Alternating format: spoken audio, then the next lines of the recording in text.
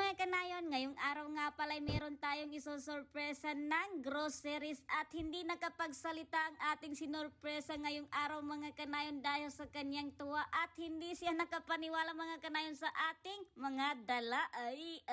Pero syempre bago ang lahat, kung bago ka pa lang dito sa aming Facebook page ay paki-follow lang si Karehan Explorer.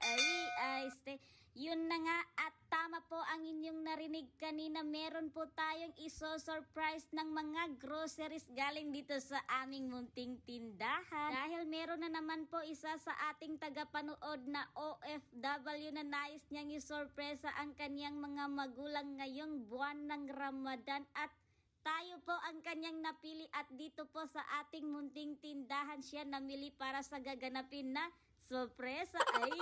At dahil hindi naman natin pinupuri ang ating sarili sa pagiging mabuting tao at mapagbigay at unang-una sa lahat ay mahal natin ang ating mga customer, ay tatanggapin natin ang challenge ng ating kapatid na OFW. Yun ay i-deliver natin ang kanyang mga binili. Itong aking mga kinukuha nga pala rito ay ito yung mga kanyang nalista na gusto niyang bilhin para sa kanyang mga magulang. At syempre hindi nawawala dyan ang tawas para sa sarili. Proper hygiene ang aking mga kanayon. Syempre meron din tayong mga champion na bar. Marami-rami itong mga nalista ng ating kapatid para sa kanyang mga magulang at itong listahan niya ay sinend lang niya sa atin sa Messenger. At nais kong magpasalamat sis dahil kahit hindi tayo magkakilala ay pinagkatiwalaan mo ang aming munting tindahan. Yun ay Haji Sara Store. Yan, kumuha na rin tayo ng mga kanton at syempre hindi mawawala ang mga juice ngayong Ramadan at ito ang pinaka-sellable dito sa aming munting tindahan. Yun ay mga inumin ngayon Ramadan. Nais ko rin pasalamatan ang aking mga kanayon sa patuloy na pagsuporta sa atin dito sa Facebook page. At maging dito sa ating munting tindahan. Yan, pansin nyo naman sa mga oras na ito ay dumadami na rin ang aming customer at patuloy pa rin tayo sa pagkuha ng mga order ng ating kapatid. Syempre nauna rin ng ating kapatid na OFW. Shoutout sa'yo sis. Ito na nga pala ang iyong order dito sa aming munting tindahan. Nilagay ko na sa karton dahil balita ko ay napakalayo pa ng bahay ng kanyang mga magulang dito sa aming lugar. Sasakay pa ng malalaking pambot para makarating dito sa aming lugar. At syempre pag sinabing groceries ay hindi mawawala dyan ang bigas. Yan, pinanulatan ko na ng pangalan ni sis para naman na may wala nang aaga. Yan, pinagtulungan na namin ni Aisa itong mga sako ng bigas. Dahil ang bigat naman talaga ng bigas na pang Ramadan. Yan, sa lahat nga pala ng nanonood nitong video na ito ng mga kapatid nating Muslim ay inshallah lahat ng ating mga sakripisyo, lahat ng mga mabubuti nating ginagawa ay tanggapin ng Allah subhanahu wa ta'ala. Ito na nga, ready to deliver na ang iyong order, madam. Ito na lahat ang inyong order dahil tingnan nyo naman mga kanayon, napakarami pa rin naming customer at ito na nga yung kapatid ng aming mahal na customer. Yan, ilalabas na natin itong mga nabili nila at ito nga pala ang pinaka-naaasahan namin dito sa aming munting tindahan na kinakapatid namin. Yun ay si Tasli. Yan, sa mga oras nga palang yan ay kausap niya rin ang kanyang ate. Kailangan natin siguro humingi ng dispensa dito sa kay Tasli dahil nakuha siya sa video, pero okay lang, smiling face naman. Yan, ilalabas na rin natin itong mga natira dito dahil baka maiwan pa rito ay maproblema pa natin. Yan, paalam muna tayo dahil mga oras na ito ay napakarami pa rin naming customer. At let's go, punta na tayo doon kung saan natin ito'y bibigat.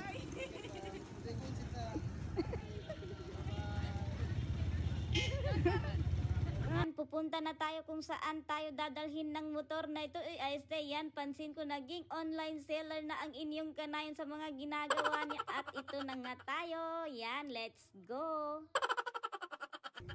Assalamualaikum Bapak. Angan ya Bapak anaknya sampai kuaran tuh. Apa? Kita kuatan usulkan. Pabili kita nggak semua pak. Ya baik per ini. Iya masuk masuk. Oh ya marah. Tenganannya apa bagi? Tenganan ketumpan ini. Bisa. Lu pun sawatan sama watan. Nah, apa? Ane abuni kunai. Ya baik per ini. Ane abuni berat.